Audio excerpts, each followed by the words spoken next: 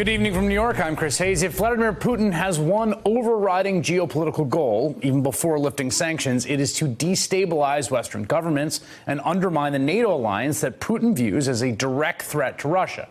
Today, the Brexit initiative, promoted by Russia during the campaign, plunged Europe further into chaos after the British Parliament rejected the Prime Minister's plan for withdrawal from the EU. Here at home, the U.S. government is still in the grips of the longest shutdown in its history, with absolutely no end in sight, thanks to a president elected, we all remember, with Russia's help. And now, as the nation confronts the very real possibility the American president is working for whatever reason to advance Russian interests, we get news the president has been pushing one of Putin's top priorities behind the scenes. After the revelations that the FBI opened a counterintelligence investigation into whether the president has been working on Russia's behalf, and that the president has taken steps to conceal his talks with Putin from his own advisors, including confiscating interpreters' notes. The New York Times now reports the president has told aides he wants to pull the U.S. out of NATO. And not just once. He's said to have brought it up over and over again throughout the last year. According to the Times, members of the president's national security team, including Defense Secretary Jim Mattis, managed to hold the president off. But since then, Mattis resigned in protest, specifically citing his commitment to U.S. allies and their efforts to counter Russia in his public resignation letter. On our show last night, my colleague Rachel Maddow talked to a former senior Justice Department official who knows a lot about how Russia promotes its interests around the globe. David Laufman resigned last year as chief of DOJ's Counterintelligence and Export Control Section, a job he held when the FBI opened its investigation into the sitting president. Knowing what he knew then and knowing what we've all learned over the last few days, this was Laufman's reaction. I think there's a culmination of things we can point to in the public record now.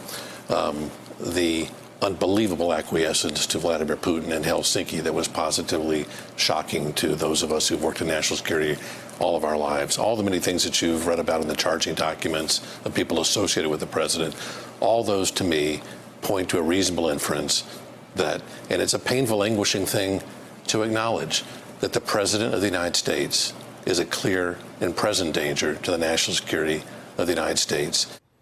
The president of the United States is a threat to the nation, according to a former career public servant who has prosecuted terrorists. Meanwhile, that same president gets to handpick the attorney general to oversee the investigation into the president's own actions. More on that ahead. The warning signals about this president have been flashing red inside the U.S. government for a long time. It was just a little over 2 years ago, some of the country's most senior national security officials traveled to Trump Tower to brief then-President-elect Trump on Russia's interference in the election and on an explosive secret dossier alleging that the president-elect himself was operating in effect as a Russian intelligence asset. 2 years later, it looks like we're right back where we started. One of those senior officials who briefed the president-elect joins me right here in studio, former CI Director John Brennan. Good to have you here. Good evening, Chris. Mr. Laufman's assessment, the president of the United States is a clear and present danger to the national security of the United States. Do you agree with that assessment? Well, I know David Laufman well, worked with him for many years, have tremendous respect for his intellect as well as for his judgment. And I think a number of people have been saying for quite some time that the actions and the policies and the statements that Mr. Trump has been making undermine our national security. So I think David Laufman brought it together in a very crisp and succinct way. So you don't think he's wrong? I don't think he's wrong at all. No. I think, especially if Donald Trump is thinking about taking the United States out of NATO, the organization that the United States and our European allies have, in fact, formed in order to prevent the Soviet Union's expansion for so many years, and now stands in the way of Russia moving westward. This is something that just is totally mind-blowing, that a president of the United States would actually entertain this notion. But let me push back and to play devil's advocate. That's a policy determination. I mean, let's imagine a president of the United States is elected on taking the U.S. out of NATO, independent of Russian interference, okay? Mm-hmm. Independent of Russian interference. Mm-hmm. The president is the democratically elected person that determines the national interest at some point, right, in concert with the other branches of government. If a president said, I want to get out of NATO, or he said, I want to abandon these 20 U.S. bases that we have around the world because I think they cost too much money, it seems dangerous to define him based on that as a clear and present danger to the country's security when, in fact, he's the democratically elected person that defines it.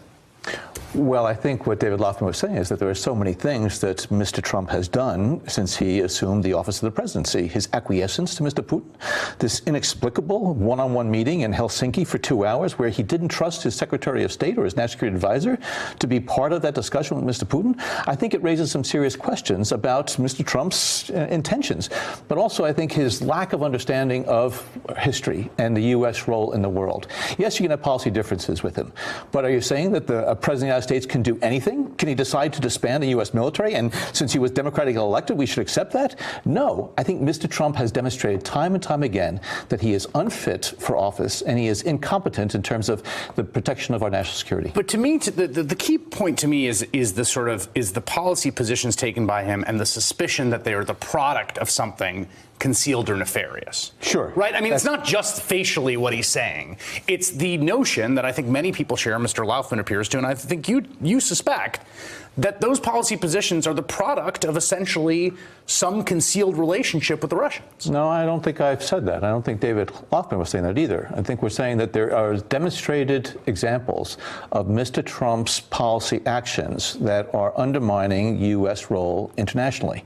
Whether or not there's some type of secret relationship that Donald Trump has with Ms. Putin, I don't know. And that's what I'm hoping that... You don't have suspicions? No. Well, I question why Mr. Trump is doing some of these things. Is he beholden to Putin in some way? Is he fearful of Mr. Putin, of the Russians or whatever?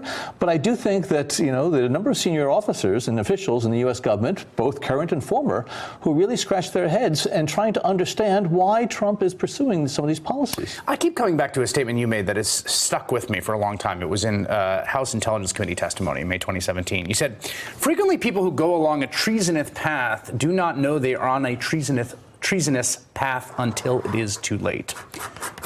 What does that mean, and how does that apply to what we're learning about the concerns of people inside the FBI about the president's behavior? Well, the Russian intelligence services are very adept. And frequently they will try to cultivate relationships with individuals, and they will try to get individuals to do things that they shouldn't do, or find individuals in, let's say, compromising positions, and use that as a way to intimidate these individuals to further cooperate with them.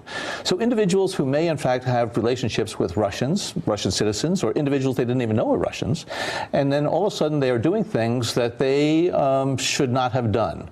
And so they have come along a path, and the Russians then, it's like reeling in a fish. You bring them home, and you allow them to then do more and more things because they are already in this predicament. And so when I was saying... And the more they do that, the more compromised they become as well. Right, exactly. And the Russians take full advantage of that. And so I said, you know, in that testimony, I don't know whether a number of these individuals who may have met with Russian officials, whether it be the Trump Tower or other places, realized that they were being reeled in by the Russians, or whether or not they were doing this willingly and they were offering things because they wanted some type of quid pro quo.